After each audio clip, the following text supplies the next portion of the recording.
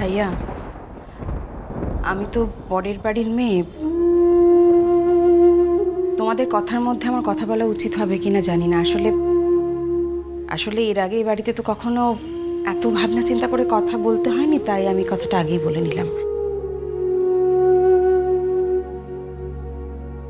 দেখো, তুমি তো এর আগেও অনেকবার বাইরে যাওয়ার সুযোগ পেয়েছিলে, তখন যাওনি কেন তাহলে? এখন তো আমাদের সবার উপর অভিমান করে চলে যাচ্ছে উঠছি। বাড়ির সবাই তোকে ভুল বুঝেছে, আর সেই জন্য তুই কষ্ট পেয়েছিস দাদা ভাই। আর কষ্ট পাওয়াটাও স্বাভাবিক।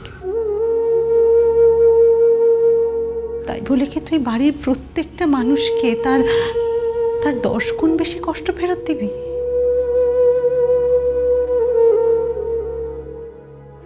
উর্চি, সংসারটা এমন ভাবে ভেঙে দিস না। লক্ষ্মী বাবা আমার। আমি তো ক্ষমা চেয়েছি, হাত জোড় করে ক্ষমা চেয়েছি। আরেকবার না হয় ছেলের কাছে ক্ষমা চাইবো, তাতে কি?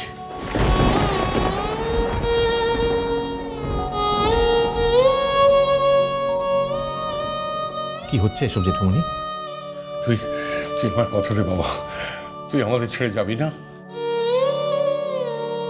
বুঝতে পেরেছি, অঞ্জনদাকে আগে খবরটা জানিয়ে আমি ভুল করলাম। এরকম কিছু একটা ঘটতে পারে আগেই মাথায় রাখা উচিত ছিল আমার। তুই কি ভাবছিস পরে জানলে কথাগুলো উঠতো না? আমরা তো আটকানোর চেষ্টা করতাম না? বাবা, আমাকে মাফ করো, আমার ডিসিশন নেওয়া হয়ে গেছে। তোমার ডিসিশন, তোমার পরিবারের সবার সেন্টিমেন্ট, সবার কষ্টের চেয়েও দামি। জেঠুমনি, তুমি তো আমাকে শিখিয়েছিলে যে কোনো একটা কঠিন ডিসিশন নেওয়ার আগে 1000 বার ভাববে, কিন্তু একবার ডিসিশন নিয়ে নেওয়ার পরে সেখান থেকে কখনো পিছিয়ে আসবে না। আমি তো তোমার শেখানোর বাইরে অন্য কোনো পথে হাঁটিনি। যাস না উঠছি, যাস না বাবা। বাহাকে ফিরিয়ে নিয়ে আয় তুই। দেখ, মেয়েটা একা একা রয়েছে, কেমন আছে, কি করছে। বাহাকে আমি কোথাও পাঠাইনি জেঠুমনি, তাই তাকে ফিরিয়ে আনার দায়ও আমার নয়।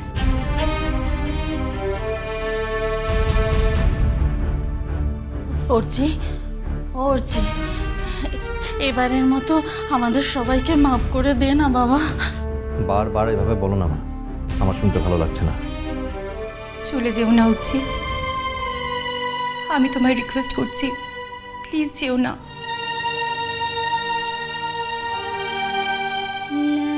একদিন কি আমিও তোমাদের বাড়ি ছেড়ে চলে যেতে পারতাম না?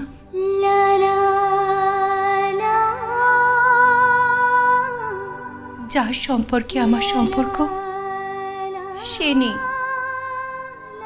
অথচ দেখো আমি আছি। কথাটা একবারও ভেবে দেখেছো কখনো? এই বয়সে আর এই আঘাতটা আমি নিতে পারবো না হচ্ছে, এটা একবার ভেবে দেখো। তোমার কথাটা রাখতে পারলে আমার ভালোই লাগতো জেঠুমনি। তেমন হলে আমাকে জোর করে থেকে যেতে হবে, কিন্তু বিশ্বাস করো, সেই থাকাটা আমার কাছে মুড়ি বেঁচে থাকার মতো হবে।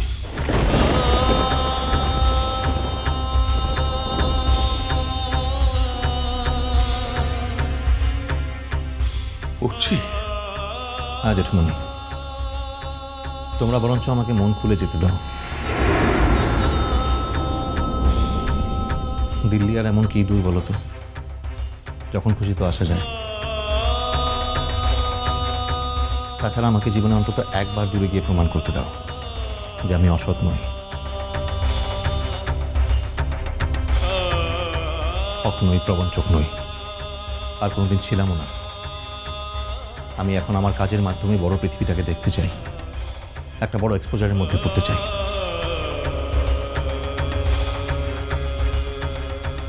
যেখানে কোনো ব্যক্তিগত দুঃখ অপমানের থেকে কাজটাই বড় হয়ে দাঁড়ায়। জেঠুমনি, আমি চাই আমাকে লোকজন ব্যক্তি পরিচয় নয়, একটা সমষ্টিগত পরিচয় চিনুক।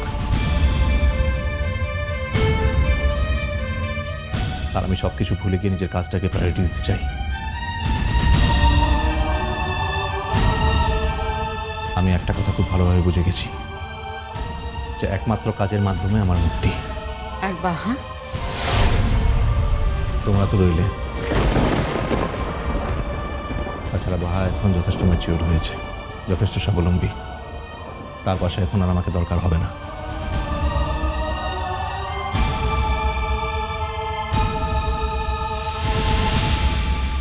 আমার অফিসে দেরি হয়ে যাচ্ছে, আসছি জেঠুমনি।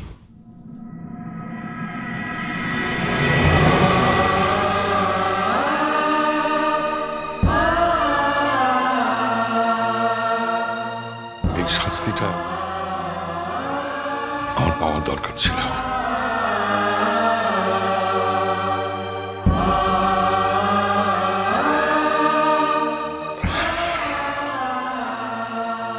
এই শিক্ষা পাওয়ার জন্য আমার এই শাস্তিটা দরকার ছিল।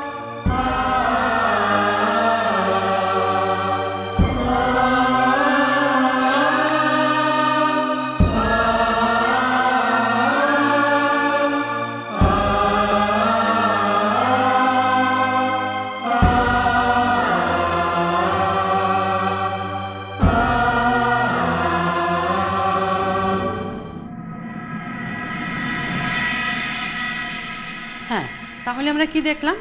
মানুষ কিন্তু সমাজবদ্ধ জীব, আর সেই কারণেই মানুষ একদম একা থাকতে পারে না। তাই মানুষ কি করে? দলে দলে বিভক্ত হয়ে থাকা পছন্দ করে।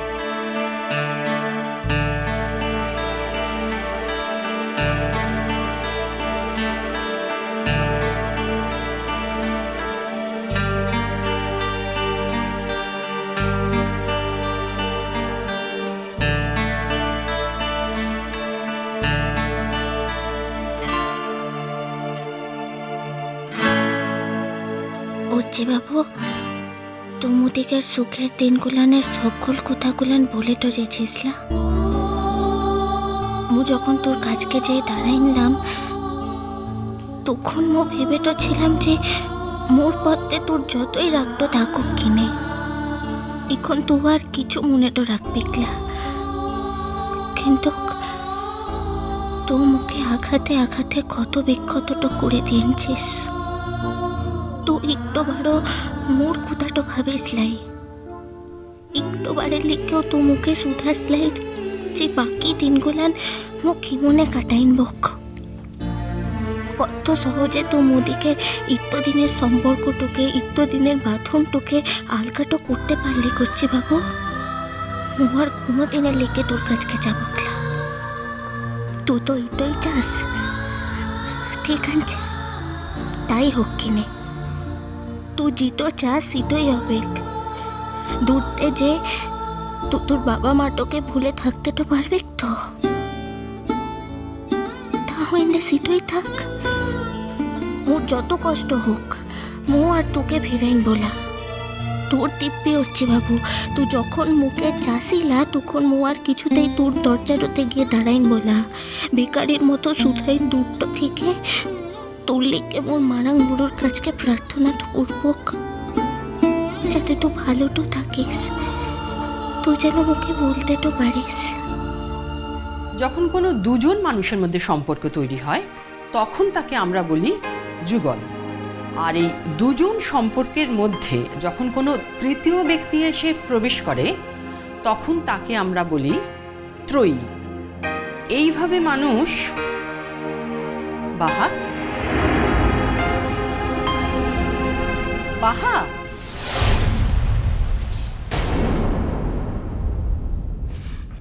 এই দিদিমণি, তুমি নোট লিখছো না? একটুখানি বাদ পড়ে যেছে, মো পড়তে ওটা লিখে লিবক। তোমার কি শরীর খারাপ নাকি?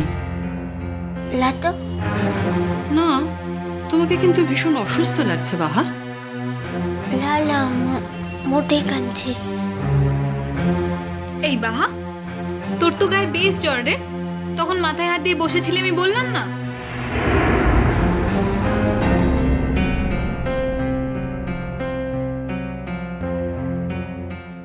জ্বর হয়েছে বাহা? ওষুধ খেয়েছো? না ম্যাম, আসলে আমরা ওকে ওষুধ এনে দিতে চেয়েছিলাম, কিন্তু বাহাই আমাদের বারণ করেছে। সে কি, জ্বর হয়েছে ওষুধ খাওনি কেন?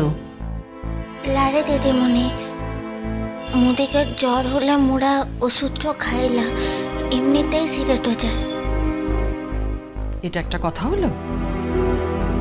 আচ্ছা ঠিক আছে, আজ ক্লাস শেষ হলে তুমি আমার সঙ্গে যাবে, আমি তোমাকে ডক্টরের কাছে নিয়ে যাব, কেমন?